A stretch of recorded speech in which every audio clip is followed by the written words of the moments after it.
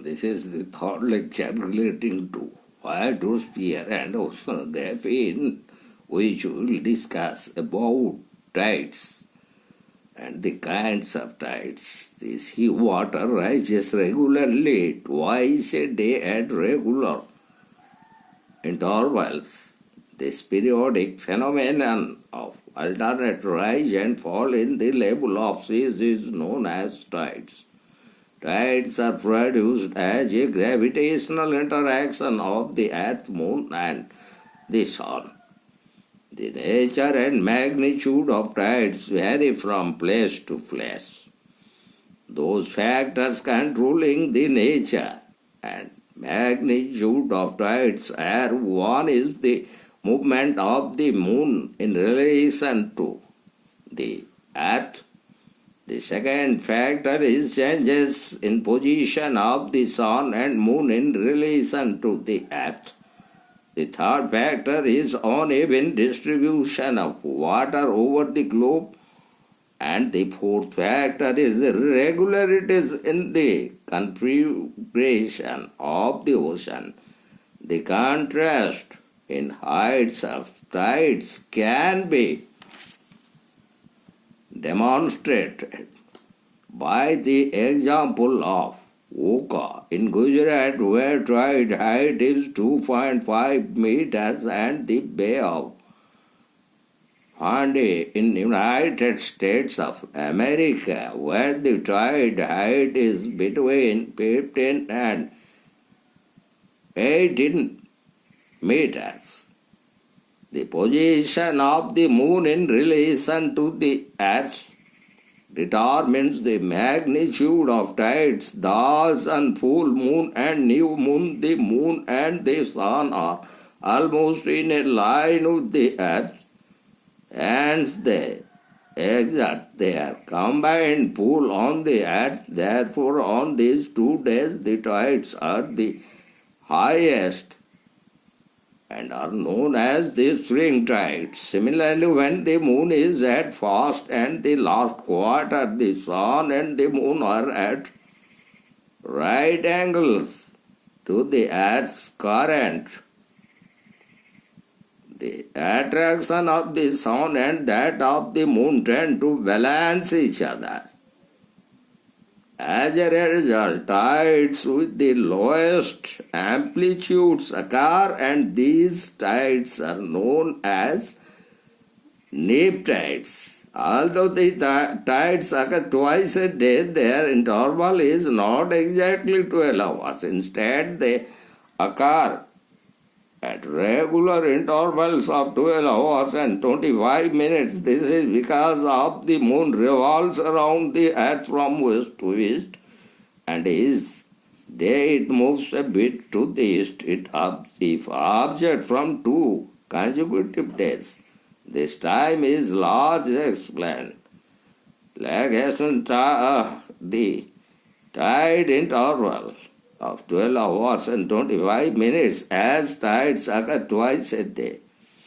So a place in England, in Southampton, the experiences tides 4 times a day. This happens because of the North Sea and the English Channel push the water at different intervals.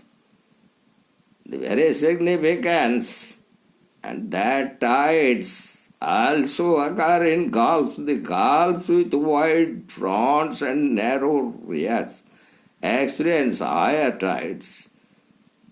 The in and out movement of water into a gulf through a channel is called a tidal current. When a tide enters the narrow and shallow estuary of a river, the front of the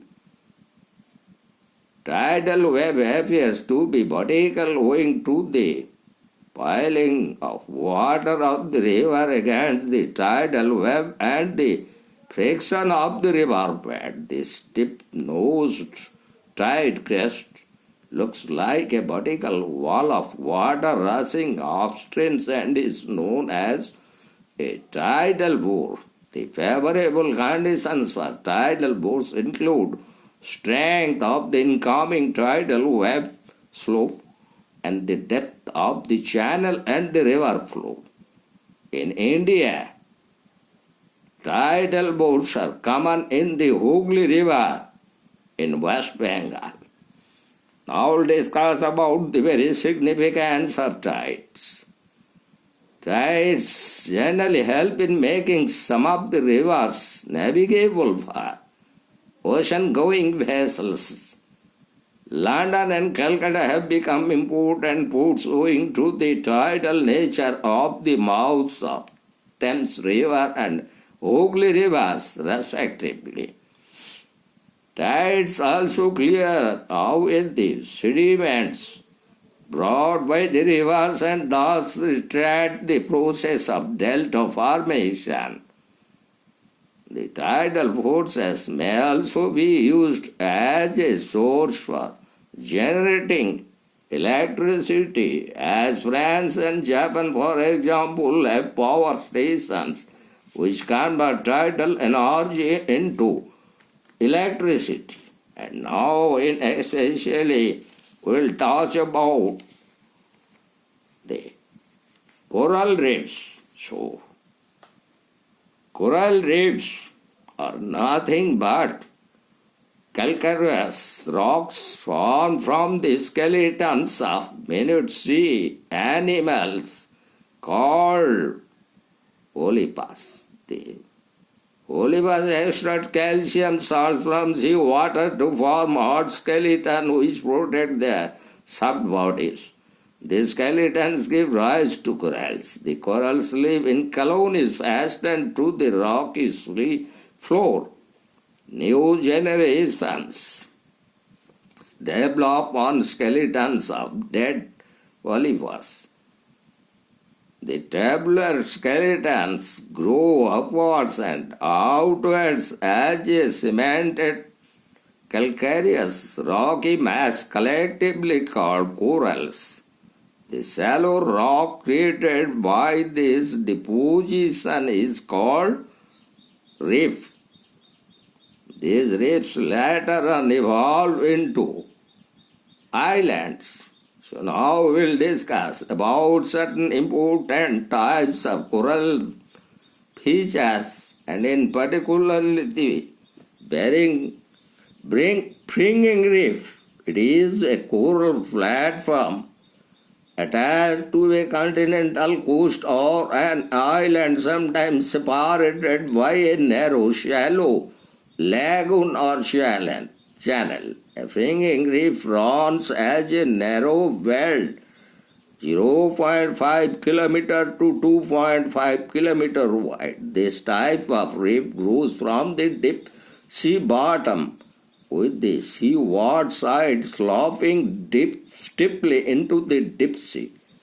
Coral polyps do not extend outwards because of sudden and large increase in depth. The surface of a fringing reef is rough, as it is covered with coral remains, forming a boulder zone or reef flat. Fringing reefs can be seen at the New Hebrides, Society Islands of Australia and off the southern coast of Florida. And regarding barrier reefs, this is the largest of the three reefs, runs for hundreds of kilometers and is several kilometers wide. It extends as a broken irregular ring around the coast or an island running almost parallel to it. A barrier reef is characterized by distant location of the reef from the coast with a broader and deeper lagoon which is sometimes joined with the sea water through one or more channels cutting across the barrier reef. A barrier reef is very thick, going even below 180 meters from the surface, with the seaward side sloping steeply into the deep sea. The surface of a barrier reef has is covered with coral, debris, boulders, and sand.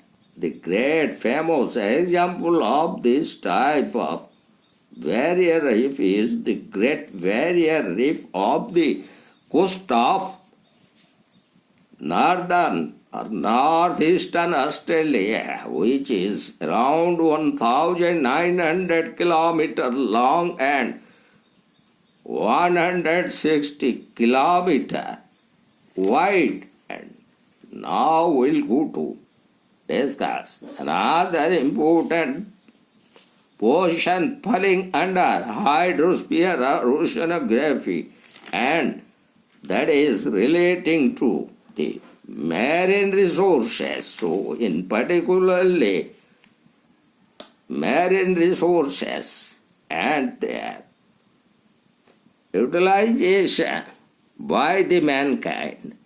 So, regarding mineral resources derived from sea include both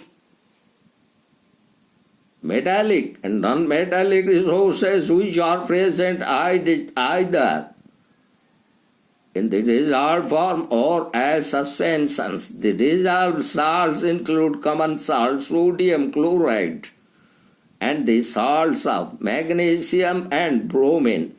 Major minerals derived from the sea include petroleum, gas, manganese, sulfur, phosphorite, monazite, titanium, zircon, iron, gold, tin, platinum, diamond, sand, gravel, and the polymetallic nodules of copper, zinc, silver, nickel, manganese, and cobalt. The real source of these minerals is land. Precipitation carries vast amounts of minerals from land on its return journey.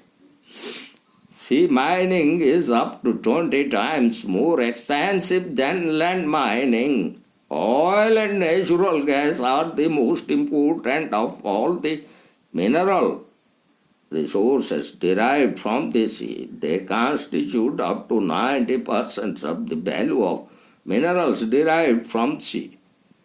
In more than 75 countries, the offshore areas are being exploited. These areas extend up to 150 kilometers from the shore and 2,000 meters in depth. The oil and natural gas resources are found mainly on the continental shelves, slopes, and in small ocean basins. According to scientists, up to 20% of the oil and gas resources are in the offshore areas. The oil crisis has increased the very importance of offshore exploration and production. By the end of the century, 40% of the total exploration and production is expected to be offshore. A large share of India's oil production comes from the offshore resources. And after mineral resources, now we found another important resources in hydrosphere regarding marine resources is the biotic resources. Of the biotic resources derived from the sea, man consumes fish,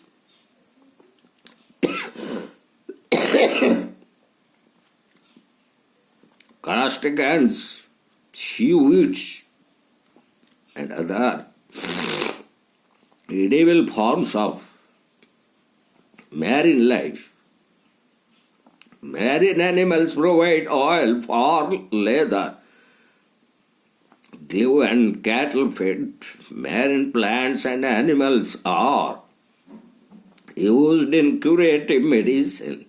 Seaweed is also used in cooking and in textiles. A remarkable aspect of these resources is that they are easily available and nearly inexhaustible. Fish are a rich source of proteins and vitamins and account for more than 10% of animal protein food consumed by man. Fishing is pursued as an advanced industry.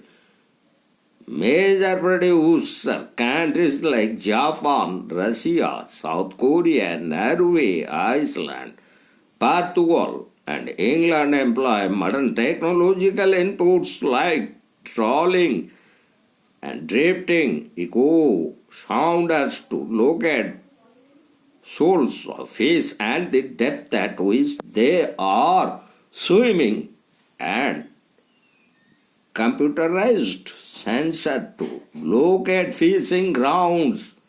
These equipment are fitted in the fishing ships themselves. Ships are used as processing factories and exporting platforms.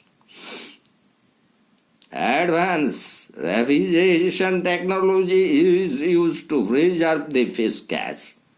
Major varieties of fish includes the herring, haddock, explicate, mackerel, cod, tuna, sardine, salmon, and anchory. Major fishing grounds of the world are North American waters, Northwest European waters, South American waters, East Indian waters, and the West Indian waters. Now we'll discuss about the energy resources. Energy from the ocean is derived in three ways: from tidal waves through ocean thermal, and in particularly conversion, ocean thermal energy conversion, and geothermal energy. So, energy from tides. The tides during the rise and fall release a lot of energy by striking against the shore.